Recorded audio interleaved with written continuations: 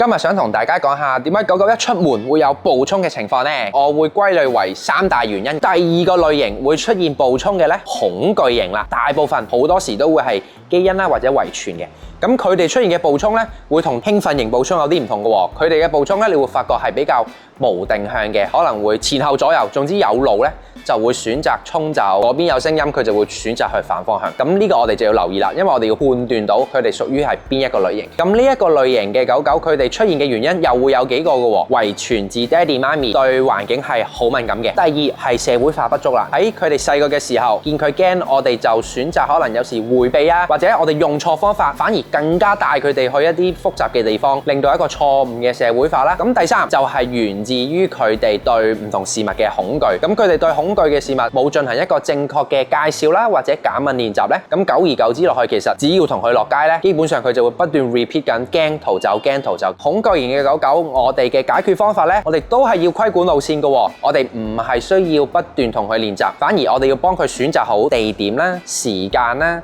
路線嘅繁忙程度啦，跟住按狗狗佢哋嘅緊張程度，要再慢啲去調節，同佢哋落街係真係可能企望周圍嘅環境。恐懼型嘅狗狗，佢哋落到街係唔食嘢或者做唔到練習，我哋需要嘅就係陪伴啦，同埋繩嘅鬆緊啦，慢慢逐個地點、逐個刺激俾佢去認識嘅。